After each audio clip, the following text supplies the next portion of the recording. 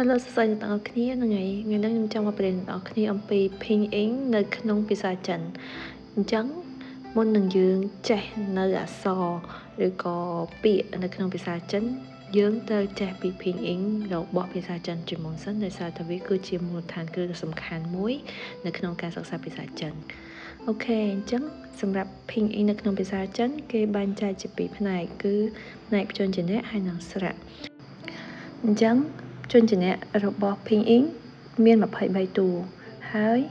ព្យញ្ជនៈទី1គឺពពពអ្នកទាំងអស់គ្នាអាចអានតាមទាំងអស់គ្នាពពព្យញ្ជនៈទី2ផ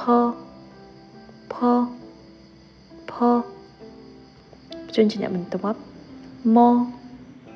មមព្យញ្ជនៈទី4ហ្វហ្វហ្វព្យញ្ជនៈទី5ទទទ